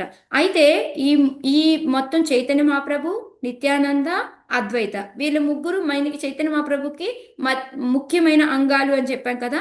అందుకని ఈ మూడిటిని కలిపి మీరు ఎవరైనా రాసుకునే వాళ్ళు ఎట్లా రాసుకుంటారంటే, ఇలా ఒక లైన్ ఉందనుకోండి, మధ్యలో చైతన్య మహాప్రభుని పెట్టుకోండి. ఓకే, రైట్ సైడ్ వచ్చేసి అద్వైతాని అది రాసుకోండి, అదే నిత్యానంద అద్వైత రైట్ సైడ్ రాసుకోండి. లెఫ్ట్ సైడ్ వచ్చేసి గదాధర శ్రీవాస రాసుకోండి. వాటి కింద వాళ్ళ పేర్లు రాసుకోండి. చైతన్య మహాప్రభు కింద భక్త రూపాన్ని, నిత్యానంద కింద స్వరూపం అని, నెక్స్ట్ భక్త అవతారం వచ్చేసి అద్వైతాచార్యకి రాసుకోండి, గదాధారకు వచ్చి భక్తి శక్తి రాసుకోండి, శ్రీవాసాకి భక్త రాసుకోండి. ఇప్పుడు ఈ మూడిటిని చైతన్య మహాప్రభు, నిత్యానంద, అద్వైత ఈ మూడిటిని కలిపి ఆరాధ్య అనమాట, అంటే మనం పూజించే వాళ్ళు అనమాట వీళ్ళ ముగ్గురు. భక్త రూపం, భక్త స్వరూపకం, భక్త అవతారం వీళ్ళ ముగ్గురిని మనము ఆరాధ్య అంటాం, అంటే మనం పూజిస్తూ ఉంటాం. వాళ్ళ ముగ్గురికి కలిపి పెట్టుకోండి ఆరాధ్య, ఒక గ్రూప్ వాళ్ళు. ఇటు వచ్చేసి గదాధార శ్రీవాస వచ్చేసి ఆరాధక్, అంటే భక్తి రూపం, భక్త రూపంలో వాళ్ళు ఆరాధిస్తూ ఉంటారన్నమాట వీళ్ళని. అర్థమైందా? వీళ్ళిద్దరూ ఆరాధించేవాళ్ళు, వాళ్ళేమో ఆరాధించబడేవాళ్ళు. ఎస్ మాతాజీ. సో ఇప్పుడు శ్రీవాస ఏంటి అంటే శుద్ధ భక్త అంటాము, గదాధార వచ్చేసి అంతరంగిక భక్త అంటాం అనమాట. ఆయన కనపడకుండా భక్తి చేస్తాడు. అమ్మా సారీ, రాధారాణి కూడా కూడా ఆరాధ్యనే అవుతుందేమో కదా మాతాజీ, కాదా? కాదు మాతాజీ, అంటే ఇప్పుడు కృష్ణకి వీళ్ళ ముగ్గురికి చూసుకుంటే ఆమె ఆరాధకు భక్తి చేస్తూ ఉంటుంది. అంటే రాధారాణి అవతారం తీసుకొని ఇక్కడికి వచ్చినా కూడాను భక్తి కాగానే వెనకాల చైతన్య మహాప్రభు సవి చేస్తూనే ఉంటారు అనమాట ఆవిడ. అందుకని ఇంకా ఈ ముగ్గురికే చెప్పుకోవాలి, చైతన్య ఎస్ మహాప్రభు, మాతాజీ, నిత్యానంద, అవును. అద్వైత వీళ్ళే పూజింపదగిన వాళ్ళు కానీ అవును. అందుకే మనం చూడండి, ఎక్కడైనా ఎక్కువగా నిత్యానంద చైతన్య మహాప్రభు పెట్టుకుంటాము. కొంతమంది అద్వైత ఆచార్యని కూడా కలుపుతారు, కానీ గదాధారిని పెట్టి పూజ చేయరు ఎవరు. మనం రాధాకృష్ణ చేస్తాం, అది వేరు మాతాజీ. బట్ ఈ పంచతత్వాలు ఇలా చెయ్యం మనం, ఎందుకంటే వీళ్ళు ఆరాధకులాగా వచ్చారు అనమాట. మరి మనకి మాయాపూర్లో మొత్తం 5గురిది ఉంది కదా మాతాజీ అక్కడ. ఉంది మాతాజీ, అంటే పంచతత్వం కలిపి చేసినప్పుడు. కానీ వీళ్ళిద్దరూ చేస్తే వాళ్ళ ముగ్గురికే చేస్తారు వాళ్ళు. ఓకే మాత. Okay, yeah. సో అందుకే శ్రీవాస వచ్చి శుద్ధ భక్త నారద రూపం అని చెప్తాము. గదాధారి వచ్చేసి రాధారాణిది ఆరాధక్ అని చెప్తాం అనమాట. ఓకే. హరే కృష్ణ మాతాజీ. గదాధర అంతరంగ శక్తి అని ఏదో చెప్పారు కదా, సరిగ్గా నాకు అర్థం అవ్వలేదు. రాధారాణి అంటే అంతరంగిక శక్తే కదా మాతాజీ, అంతరంగ భక్త. ఓకే మాతాజీ. అయితే గదాధర రాధారాణి అని రాసుకుంటే అయిపోతుంది, శ్రీవాస నారద అని రాసుకుంటే నారద, ఎస్ మాతాజీ. అద్వైత ఆచార్య వచ్చి మహావిష్ణు శివ కాంబినేషన్ అని చెప్పుకుంటాము. నిత్యానంద వచ్చి బలరామ, చైతన్య వచ్చి కృష్ణ.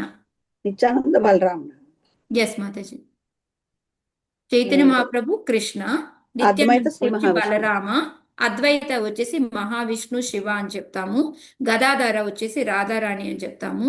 శ్రీవాస వచ్చేసి నారద, కొంతమంది బ్రహ్మ అని కూడా చెప్తూ ఉంటారు, బట్ ఎక్కువగా నారద అని వాడతాము. ఓకే, ముందుకెళ్ళొచ్చా ఇంక నేను? ఇప్పుడు అది మనకి అద్వైతాచార్య మహావిష్ణు అంటే చైతన్య మహాప్రభుకి ఏం చెప్తారు మరి? కృష్ణుడు మాతాజీ. ఓకే.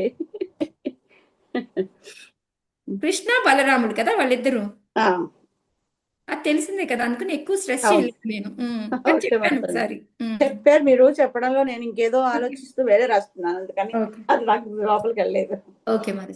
సో ఇప్పుడు ఏంటంటే వీళ్ళు ఏం చేశారు అంటే, పంచతత్వ గ్రేట్ తత్వం ఏంటి అంటే, ఇప్పుడు ఈ ప్రేమ అనేది, కృష్ణ ప్రేమ అనేది ఒక పెద్ద భండారం. ఓకే, మనం ఏదైనా మంచి ఇంపార్టెంట్ అయిందని ఎక్కడ దాచుకుంటాం మనం? మనసులో దాచుకుంటాం. మనసులో దాచుకుంటారా? ముఖ్యమైన ఇంపార్టెంట్ అయింది బీరువాలో దాస్తాం కదా మాతాజీ. బీరువా దాచి దానిలో తాళం వేస్తాం కదా. అలాంటి తాళాన్ని పగలగొట్టి వాళ్ళు ఆ ప్రేమని దోచుకున్నారు, దొంగలించారు. దొంగలించటమే కాదు, చక్కగా ఆస్వాదించారు, తాగేశారు. తాగేసి దాన్ని తాగి తృప్తి చెందారు. తృప్తి చెందిన తర్వాత వాళ్ళకి ఇంకా తాగాలనిపించింది, ఇంకా మళ్ళీ మొదలైంది, మళ్ళీ తాగారు, మళ్ళీ తృప్తి చెందారు, మళ్ళీ తాగారు, మళ్ళీ తాగడం, తృప్తి పొందడం, ఇంకా తాగితే బాగుండు అనిపించడం, మళ్ళీ అనమాట. ఇంకా అట్లా అదేంటంటే పెరుగుతుంది, కృష్ణ ప్రేమ ఇంకా పెరుగుతుంది వాళ్ళకి, ఇంకా తాగాలనిపిస్తుంది, ఇంకా తాగుతూ ఉన్నారనమాట. పునః అలా తాగి తాగి తాగి మత్తులో వెళ్ళిపోతారు. ఎంత ప్రేమ మత్తులో ఉండిపోతారు అంటే, కాసేపు నవ్వుతారు, కాసేపు డ్యాన్స్ చేస్తారు, కాసేపు వచ్చేసి గానం చేస్తారు, ఈ విధంగా చేస్తూ ఉంటారనమాట.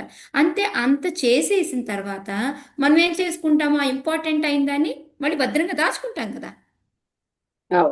అవును కదా. వీళ్ళు ఏం చేశారు అంటే, దాన్ని వాళ్ళు దాచుకోలేదు, అందరికీ దానం ఇవ్వడం మొదలుపెట్టారు. రండి, బండారం ఓపెన్ చేశాము, సూట్ కేసుని అట్లా బిరువాన్ని తెరిచారు, రండి మీకు ఎంత కావాలంటే అంత తీసుకుపోండి అని ఇవ్వడం మొదలు పెట్టారు అనమాట. సో అలా అని మళ్ళీ వాళ్ళు ఏమన్నా పాత్ర అంటే వాళ్ళు అర్హులా కాదా, మంచోళ్ళ చెడ్డవాళ్ళ, ఇది ఏమీ చూడట్లేదు. ఎవరికి కావాలంటే వాళ్ళకి ఇచ్చిపోతూ ఉన్నారనమాట. అలా అని వాళ్ళకి ఇస్తూ ఉంటే ఇదేమైనా తగ్గిపోతుంది అనుకుంటున్నారా? ఇక్కడ లేదు, ఇదేమవుతుంది, ఇంకా డబుల్ అయిపోతుంది 100%. ఇంకా ఇంకా ఇంకా వాళ్ళు ఎంత దానం చేస్తూ ఉంటే, వాళ్ళు ఎంత తింటున్నా, ఎంత తాగుతున్నా, ఎంత దానం చేస్తున్నా, అది ఓపెన్ చేసి పెట్టి ఎంతమంది తీసుకెళ్తున్నా ఇంకా ఏంటిది ఏమంటారు, అక్షయ పాత్ర లాగా అది ఇంకా ఇంకా ఇంకా పెరుగుతూ ఉందన్నమాట. సో అలాగా ఆ ప్రేమ బండారం అనేది పంచతత్వ చేసిన గొప్పతనం, వాళ్ళ తత్వం ఏంటి అంటే ఇది అని చెప్పి చెప్తున్నారనమాట. సో ఇందులో ఏంటి, ఒక స్త్రీలని కాదు, ఒక వృద్ధులని కాదు, పిల్లలని కాదు, యవ్వనం అని కాదు, ప్రతి ఒక్కరిని ఆ కృష్ణ ప్రేమలో ముంచి తేలుస్తూ ఉన్నారనమాట వీళ్ళు. సో మళ్ళీ అక్కడ సజ్జనుల అంటే మంచివాళ్ళ, చెడ్డవాళ్ళ, కాళ్ళు ఉండయా లేవా, అందుల, చెవిటి వాళ్ళ, మోగవాళ్ళ ఏమీ లేదనమాట. ప్రతి ఒక్కరికి కూడా పంచిపెట్టడం, వాళ్ళని అందులో ముంచి తేలుస్తూ ఉన్నారనమాట. సో అలా అందరినీ చేసి మనలో ఉన్న పాపాలన్నింటినీ బీజంతో సహా నశింపజేస్తూ ఉన్నారనమాట అందరినీ. సో అలాగ ఆనందమయంలో పడేస్తూ ఉన్నారనమాట. ఇంకా ఏంటి అంటే కొంతమందికి ఏంటంటే అందరూ తీసుకుంటూ ఉన్నారు కానీ వాళ్ళు ఎవరికి పాత్ర లేకుండా అర్హులా కాదా లేకుండా ఇస్తున్నప్పటికీ కూడా కొంతమంది మాత్రం అది తీసుకోవట్లేదు. ఎవరా కొంతమంది అంటే మాయావాదులు, సకామ కర్మ చేసేవాళ్ళు, నిందించేవాళ్ళు, తర్కించేవాళ్ళు, వీళ్ళు అభక్తులు, మళ్ళీ చాలా తక్కువ నిమ్న శ్రేణి అంటాం కదా వాళ్ళు. అలాంటి వాళ్ళు ఎవరు కూడాను చైతన్య మహాప్రభు ఈ పంచతత్వాల దగ్గరికి వచ్చి తీసుకోవట్లేదు అనమాట. అప్పుడు చైతన్య మహాప్రభు అనుకున్నారంట, ఏంటబ్బా ఎంత పదిగా ఇస్తున్నా కూడా ఎవరు తీసుకోవట్లేదు, నేను ఏం చెయ్యాలి అని ఆలోచించి ఆయన సన్యాసం తీసుకున్నారంట. సన్యాసం తీసుకొని అప్పుడు 24 సంవత్సరాల తర్వాత లాభం లేదు, ఇంకా నేను అందరి దగ్గరికి వెళ్ళి అందరినీ ఇందులో ముంచి తేల్చాలి అంటే నేను తీసుకోవాలి, సన్యాసం తీసుకోవాలి అనేసి ఆయన 25వ సంవత్సరంలో ఎవరి దగ్గరికి వెళ్ళి సన్యాసం తీసుకుంటారు? ఎవరికైనా గుర్తుందా పేరు? కేశవ భారతి దగ్గర సన్యాసం తీసుకుంటారనమాట. ఆ విధంగా కేశవ భారతి. ఇవి మాయావాదులు ఇంకొకసారి చెప్పరా ఎవరెవరు తీసుకోలేదన్న వాళ్ళతో? మాతాజీ మీరు చదువుకోండి ప్లీజ్. పుస్తకాలు లేదండి, పుస్తకాలు ఎక్కడ చతుర్థి ప్రభు పుస్తకాలు అందరి దగ్గర లేవు. భాగవతం అయితే ఆ క్లాసులు చెప్పేస్తున్నామని కొనేసాం set. Okay Mataji. Okay Mataji. మాయావాదులు, ఓకే, సకామ కర్మ చేసేవాళ్ళు, ఓకే, నిందించేవాళ్ళు, తర్కించేవాళ్ళు, ఒక్క నిమిషం, అభక్తులు, నిమ్న శ్రేణులు, వీళ్ళెవరు రావట్లేదన్నమాట. 6 అయ్యారు మాతాజీ. అర్థవాలే. ఓకే. సో అలాగా ఏంటంటే వాళ్ళందరూ కూడా ఎవరు రావట్లేదు అని ఆయన అందరికీ కూడా పంచిపెట్టాలి అనే ఉద్దేశంతో 25వ సంవత్సరంలో కేశవ భారతి దగ్గర ఆయన సన్యాసాశ్రమం తీసుకుంటారనమాట. అలా అందరినీ ఆకర్షిస్తూ వాళ్ళు ఇంకా ఆ తర్వాత చాలా మందిని సన్యాసం తీసుకున్న తర్వాత ఆయన దగ్గరికి వచ్చి నమస్కరించని కొంతమందిని కూడా ఆయన ఆకర్షించడము, వాళ్ళందరికీ చేయడము జరుగుతుందన్నమాట. వాళ్ళ తర్వాత వచ్చి క్షమాపణ అడగడము, అయ్యో మేమేమైనా గౌరవించలేకపోయాము, మీరు ఇచ్చిన ప్రేమను తీసుకోలేకపోయామని క్షమాపణలు అడిగిన వాళ్ళందరినీ చేసి వాళ్ళందరినీ క్షమించి మళ్ళీ వాళ్ళని ప్రేమలో ముంచి తేలుస్తూ ఉన్నారనమాట. కాకపోతే ఇంకా కొంతమంది సన్యాసులు కూడా వస్తూ ఉన్నారు కానీ అసలు రాని వాళ్ళు ఎవరు అంటే ఈ సన్యాసం తీసుకున్న తర్వాత కూడా కాశీలో ఉండే అంటే వారణాసిలో ఉండే శంకరాచార్య యొక్క భక్తులు అనమాట సన్యాసం తీసుకున్నారు. వాళ్ళు మాత్రం ఇప్పటికి కూడా ఆయన దగ్గరికి రావట్లేదు అనమాట. సో అప్పుడు ఆయన అనుకున్నారు, నేను ఏ విధంగా ఇప్పుడు చూడండి కృష్ణదాస్ కవిరాజ్ గారు పంచతత్వ నిరూపణ చేస్తూ ఇంకా మన కృష్ణ జననం కూడా చెప్పలేదు. కానీ ఇంకా ఏంటి అంటే ఆయన సన్యాసం తీసుకున్న తర్వాత వీళ్ళందరికీ ఎంత అంటే వాళ్ళ తత్వం ద్వారా ఎలా మార్చారు అందరినీ అని చెప్పాలి అని వాళ్ళ గొప్పతనం మనకి ఒక లీలను కూడా చెప్పారనమాట ఇక్కడ. సో మనం ఇప్పుడు ఆ లీలను చెప్పుకున్నాం. ఎప్పుడంటే చైతన్య మహాప్రభు ఇంక సన్యాసం తీసుకొని ఎక్కడెక్కడికి వెళ్ళాలో అక్కడికి అన్ని నిగూఢమైన ప్లేసుల్లో కూడా అన్నిటికీ వెళ్ళి అందరికీ చెప్తున్నారు. కానీ ఈ వారణాసిలో ఉన్న మాయావాదులు మాత్రం శంకరాచార్య భక్తులు మాత్రం శిష్యులు అవ్వట్లేదు అనమాట. సో అప్పుడు ఏంటంటే ఒకసారి మనం అందరం చెప్పుకున్నాం, ఆయన బృందావనం వెళ్దామని వెళ్తూ ఉంటే మధ్యలో ఏంటి వారణాసి వెళ్తారు. వారణాసి వెళ్ళినప్పుడు అక్కడ ఆయన మాయావాది సన్యాసులు ఉంటారనమాట. వాళ్ళు నిందిస్తూ ఉంటారనమాట, ఏంటి ఇతను సన్యాసం తీసుకున్నాడు, సన్యాసం తీసుకుంటే చేయాల్సింది వేదాంత పఠన, అది మానేసి ఎప్పుడు నామ సంకీర్తన చేస్తూ డ్యాన్స్ చేస్తూ ఎరగబడి ఈ విధంగా ఉన్నాడు అని చెప్పేసి వాళ్ళు ఈ విధంగా ఆయన గురించి తిట్టుకుంటూ ఉంటారనమాట, వెనకాల నిందించుకుంటూ ఉంటారనమాట. సో అయితే ఆయన ఇవేం పట్టించుకోడు. ఆయన మనకి ఆ వారణాసిలో వెళ్ళినప్పుడు ఆయన ఎవరింట్లో ఉండేవారు అంటే చంద్రశేఖర ఆచార్య అని ఒక శూద్ర భక్తుడు ఉండేవాడు అనమాట. ఇద్దరు ఉండేవాళ్ళు వారణాసిలో. ఒకటి చంద్రశేఖర ఆచార్య, రెండోది వచ్చేసి తపన మిశ్రా అనమాట. ఆయనేమో బ్రాహ్మణ భక్తుడు, ఈయన వచ్చేసి శూద్ర భక్తుడు అనమాట. వీళ్ళిద్దరే ఉండేవాళ్ళు.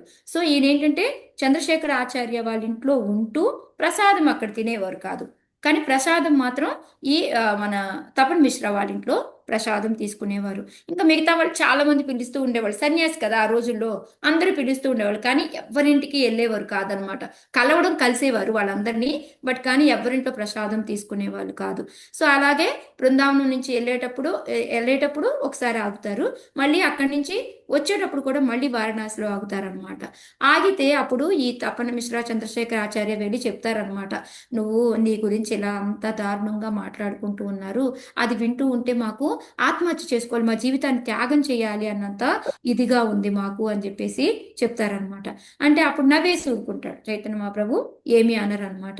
కాకపోతే అలా కొన్ని రోజులు పోయిన తర్వాత ఒక బ్రాహ్మణ భక్తుడు ఉంటాడు అన్నట్టు, అంటే భక్తుడు అని కాదైనా మామూలుగా అతను ఏంటంటే వస్తాడు, వచ్చి ఇలాగా చైతన్య మహాప్రభు దగ్గరికి వచ్చి ఒక వినతి చేసుకుంటాడు అనమాట. నేను ఇలాగా వారణాసిలో ఉన్న సన్యాసులను అందరినీ కూడా మా ఇంటికి భోజనానికి ఆహ్వానించాను, మీరు రారు నాకు తెలుసు, కానీ నా మీద ఒక చిన్న కృప చూపించి ప్లీజ్ మీరు రావచ్చు కదా అని చెప్పేసి అడుగుతారనమాట.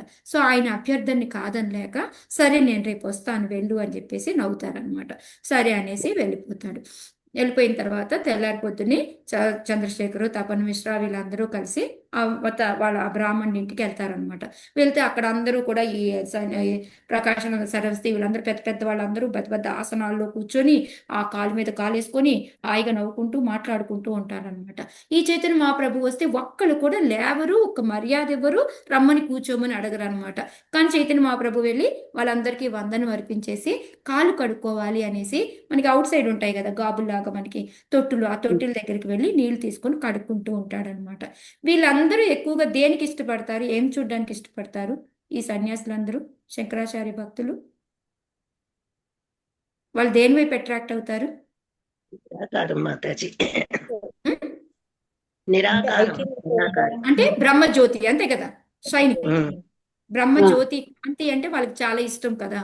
సో వెంటనే మన చైతన్య మహాప్రభు ఏం చేస్తారు అంటే కోట్ల యొక్క సూర్యకాంతిని ఆయన నుంచి వచ్చేలాగా ఉద్భవించేలాగా చేస్తారనమాట.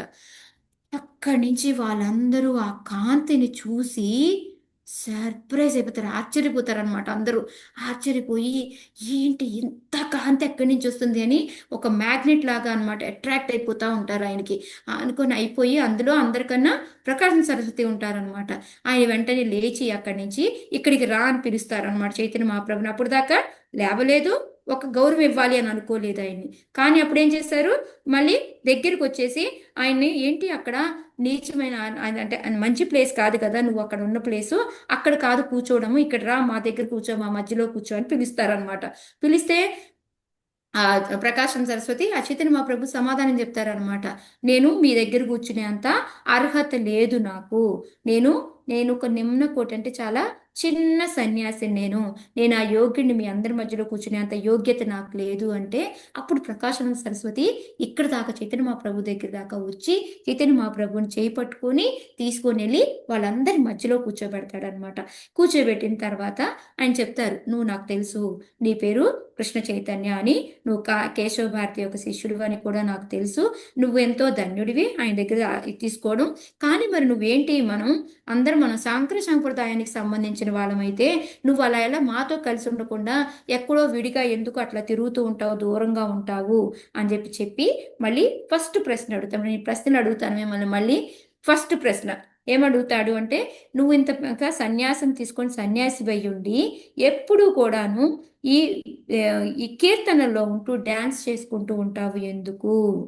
ఎప్పుడు ఏంటి హరినామ సంకీర్తన చేసుకుంటూ ఏదో భావంలో ఉంటూ డ్యాన్స్ చేసుకుంటూ నృత్యం చేసుకుంటూ ఉంటావు. అసలు మనం చేయాల్సిన మెయిన్ పని ఏంటిది? వేదాంత పఠనము. అది మన యొక్క కర్మ. అది చేయకుండా మన కర్తవ్యాన్ని వదిలిపెట్టి నువ్వు నగర సంకీర్తన ఇవన్నీ చేస్తున్నావు ఎందుకు? మాకు ఆన్సర్ కావాలి చెప్పు అని అడుగుతారనమాట. అప్పుడు చైతన్య మహాప్రభు ఆన్సర్ చెప్తారనమాట. మా గురువు ఆయనకి తెలుసు నేను మూర్ఖుణ్ణి అని తెలుసు, నాకు వేదాంతాల మీద అంత చదివి అర్థం చేసుకునే అర్హత నీకు లేదు. ఎందుకు? ఆ వేదాల యొక్క సారం ఏంటి అంటే కృష్ణ మంత్రమే. అందుకొని నువ్వు వెళ్ళి శుభ్రంగా ఈ మంత్రం చేసుకో నిరంతరము అని చెప్పేసి నాకు అది చెప్పారు. దాని ద్వారానే నువ్వు ఈ సంసార బంధనాల్లో నుంచి ఎప్పుడైతే నువ్వు ఈ హరినామ సంకీర్తన ఉచ్చారణ చేస్తూ ఉంటావో ఈ సంసారంలో నుంచి బయటకు వస్తావు, సంసార బంధనంలో నుంచి విముక్తి వస్తుంది నీకు. అంతేకాకుండా భగవంతుడి యొక్క చరణాల మీద ప్రేమ అనేది ఎక్కువ అవుతుంది నీకు. దగ్గరికి చేరుతావు, ఇంకా ఆయన చరణాల దగ్గరికి చేరుతావు, త్వరగా పొందుతావు నువ్వు అని చెప్పేసి చెప్తారు. అంటే రెండు, భగవంతుడి యొక్క నామం ఉచ్చారణ చేస్తే ఒకటి సంసార బంధనంలో నుంచి విముక్తి పొందుతావు, రెండోది భగవంతుని కృష్ణుడి యొక్క చరణాలని త్వరగా పొందగలుగుతావు అని ఈ రెండూ చెప్పారు నాకు.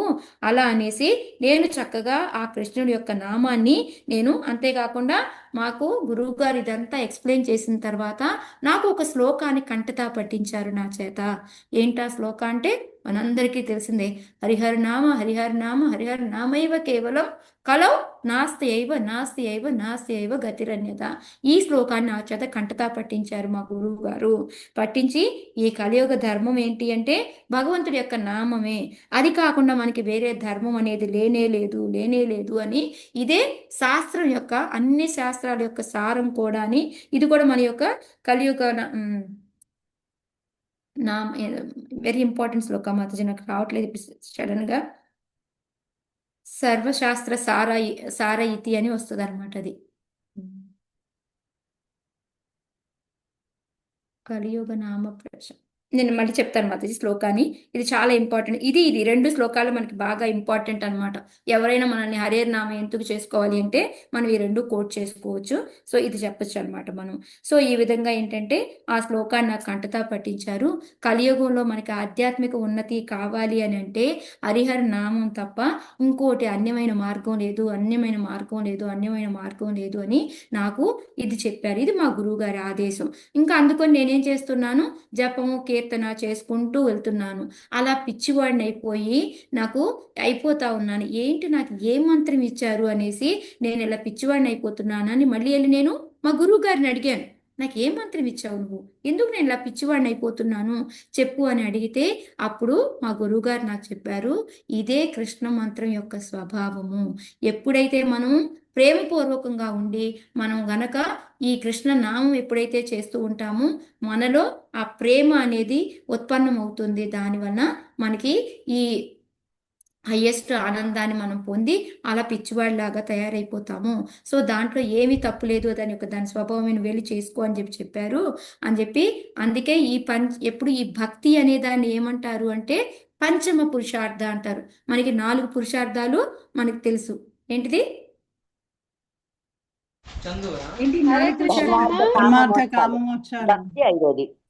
ఎస్. సో ఈ 4 సాధు సంఘ సర్వశాస్త్ర హోయ్ అది కాదు ఏమన్నారు, ఈ 7th చాప్టర్ లోనే వస్తుంది చూడు. శ్లోక నెంబర్ కూడా ఏదో ఉంది, నేను తీస్తాను, నేను చెప్తాను ఈలోగా. నీకు ఆల్మోస్ట్ లాస్ట్ లో వస్తుంది, కొంచెం ముందుగా వస్తుంది అది నీకు.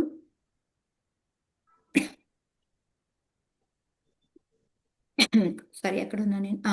సో ఇంకా అలాగే నన్ను చేసుకోమని చెప్పారు. ఇంకా ఏం చెప్పారంటే ఈ పురుషార్థాలు అనేవి ఈ 4 ధర్మ అర్థ కామ మోక్ష, అందులో ఈ 4 ఏది కావాలన్నా కూడా భగవంతుడు చాలా ఈజీగా ఇచ్చేస్తాడు. కానీ ఈ పంచమ పురుషార్థ భక్తి అనేది తొందరగా అందరికీ ఇవ్వడు భగవంతుడు అని కూడా నాకు చెప్పారు. ఇంకా ఈ కృష్ణ ప్రేమ యొక్క ఆనందం ఎలాంటిది అంటే పెద్ద సింధు సముద్రం లాంటిది, దాంట్లో మోక్షం అనేది ఒక బిందు సమానము అని చెప్పేసి. కృష్ణ నామం వచ్చేసి ఆనంద సింధు అయితే, అంటే మనం కృష్ణ నామం చేస్తే వచ్చే ఆనందం ఒక పెద్ద సముద్రం లాంటిది అయితే మోక్షం నుంచి వచ్చే ఆనందం అనేది ఒక చిన్న చుక్క లాంటిది అని చెప్పేసి, లేదా బ్రహ్మ విలీనం అనేది చాలా ఒక చుక్క లాంటిది అని చెప్పేసి. అందుకని వాళ్ళందరూ వాటన్నిటికీ చాలా ప్రభావితం అయిపోతారు అనమాట. ఓ నవ్వును, నువ్వు చైతన్య మహాప్రభు నువ్వు చెప్పింది చాలా నిజము, నువ్వెంతో భాగ్యవంతుడివి, అందుకే నీకు భగవంతుడి యొక్క ప్రీతి పాత్రులు అయ్యావు నువ్వు అని చెప్పేసి వాళ్ళందరూ అంటారనమాట. అనిన తర్వాత మాకు ఇంకోటి తెలుసుకోవాలనుకుంటున్నామని 2వ క్వశ్చన్ అడుగుతారనమాట. సరే కృష్ణ భక్తిలో మునిగిపోయావు, ఆనందిస్తున్నావు, అంతా బాగానే ఉంది, కానీ ఎందుకు వేదాంతాలను వినవు, దాన్ని చెప్పవు, చదవు, దాంట్లో ఏం దోషం ఉంది? ఓకే ఇప్పుడు ఇదంటావా, నువ్వు చేయలేదు, మాకు అర్థమైపోయింది, ఓకే ఇందులో ఆనందం ఉంది, హరే కృష్ణ మహామంత్రం చేసుకుంటున్నావు, ఇదంతా మేము యాక్సెప్ట్ చేసాము, కానీ వేదాంతాలలో ఏం తప్పు ఉంది, నువ్వు దాన్ని ఎందుకు చదవట్లేదు, దాన్ని ఎందుకు పఠించట్లేదు అని అడుగుతారనమాట. అప్పుడు మళ్ళీ ఆయన చైతన్య మహాప్రభు ఆన్సర్ చెప్తారనమాట. ఈ వేదాంత సూత్రాలు అనేది ఎవరు రాశారు? ఈశ్వర వచనం అది యాక్చువల్గా, కానీ దాన్ని మనకి ఎవరైతే శక్తావేశ అవతారం, భగవంతుడి యొక్క శక్తావేశ అవతారం ఎవరు ఉన్నారో వ్యాసదేవులు వారు రాశారు. కానీ భగవాన్ ద్వారా రాసిన దాంట్లో ఈ 4 రకాల దోషాలు అయితే ఉండవు. ఏదైతే మనలో ఈ 4 రకాల దోషాలు ఉంటాయి కదా, మనకి ఇంద్రియాలు సంపూర్తిగా ఉండవు. ఆ ఇంద్రియాలు అసంపూర్ణంగా ఉండడం వల్ల ఏమవుతాము, మనం భ్రమలో ఉంటాము. ఆ భ్రమలో ఉండి ఏం చేస్తాము, దోషాలు చేస్తాము. ఆ దోషాల వల్ల ఏం చేస్తాము, మనం తప్పు ఒప్పుకోకుండా పక్క వాళ్ళ మీద నిందలేస్తూ ఉంటాం అనమాట. వాళ్ళ మీదకి తొప్పే దాన్ని, ఆ తప్పుని వాళ్ళ మీదకి వెళ్ళటానికి ఆ విధంగా ఈ 4 రకాలైన దోషాలు ఇస్తూ ఉంటాము.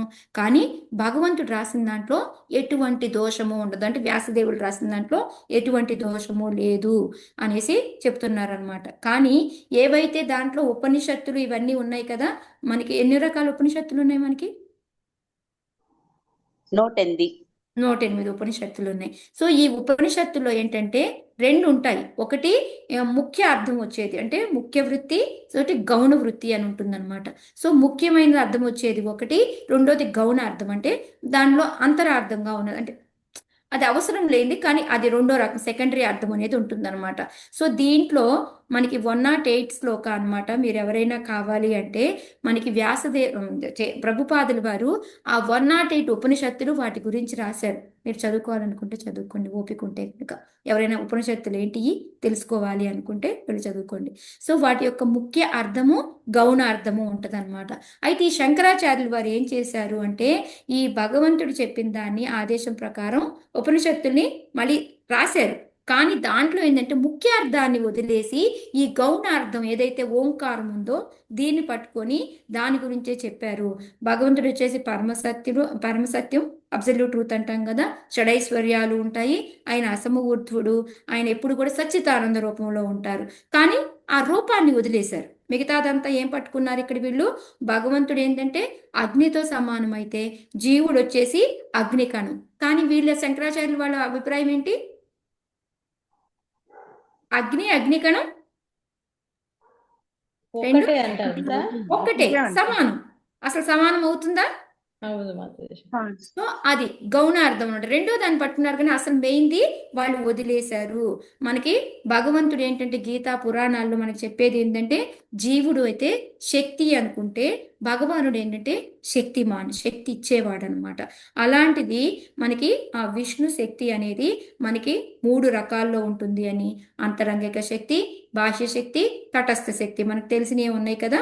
ఈ 3 శక్తుల గురించి చెప్పి, ఇంకా అంతేకాకుండా ఓం అనేది ప్రణవ వాక్యం అనమాట. మనకి ఆల్రెడీ మనకి భగవద్గీతలో వాటిలో కూడా వస్తుంది. సో ఇవన్నీ, ఈ ఓం అనేది ఏంటి, వేదాలలో ఒక చిన్న అంగం అనమాట, ఒక చిన్న పార్టు. కానీ దీన్ని పట్టుకొని మిగతాది మొత్తం అంతా కూడా వదిలేసి దాన్ని తప్పుగా అర్థం చేసుకొని దాన్నే ఫాలో అవుతున్నారు. అందుకోసమని నేను ఈ వేదాల్ని చదవట్లేదు అని చెప్పేసి చెప్తున్నారనమాట. ఇప్పుడు వాళ్ళందరూ అవును, మాకు ఇప్పుడు అర్థమైంది, మాకు కూడా ఆ సాంప్రదాయంలో మేము స్వీకరించామే కానీ మాకు అందులో తృప్తి కలగట్లేదు. కానీ ఏంటంటే మేము అట్లాగే ఇంకా తప్పదు కదా, సాంప్రదాయంలో ఫాలో అవుతున్నాము, నచ్చినా నచ్చకపోయినా అదే చెయ్యాలి కదా అని మేము చెప్పుకుంటూ వెళ్తున్నాము, చేసుకుంటూ వెళ్తున్నాము. ఇప్పుడు నువ్వు మాకు సరైన అర్థాన్ని వివరించావు, ఇవి మేము చదివే బుక్ కరెక్ట్ కాదు, అందుకొని మేము నువ్వు చదవట్లేదు అనేది మాకు ఇప్పుడు అర్థమైంది అని చెప్పేసి 3వ ప్రశ్న అడుగుతారనమాట. ఏంటి అంటే, ఇప్పుడు నువ్వు దాన్ని సరిగ్గా అర్థం చేసుకున్నావు కాబట్టి ఆ వేదాల యొక్క సారాన్ని మాకు చెప్పు, వినిపించు అని చెప్పేసి అడుగుతారనమాట. అప్పుడు ఆయన చెప్తాడనమాట, ఈ సంబంధ అభిధేయ ప్రయోజనాన్ని ఒక సారం లాగా చెప్తారనమాట. ఆ సారం, ఆ సంబంధం అంటే ఏంటి మనకు తెలుసు, నేనెవరు, భగవంతుడు ఎవరు, మా ఇద్దరికి ఉన్న సంబంధం ఏంటి అని. అభిధేయ అంటే ఆ భగవంతుడి దగ్గరికి నేను చేరాలి అంటే ఏం చేస్తే నేను వెళ్తాను, ఆ ప్రాసెస్ ఏదైతే ఉందో దాన్ని మనం అంటే ఆ పునఃస్థాపించుకోవడాన్ని అనమాట.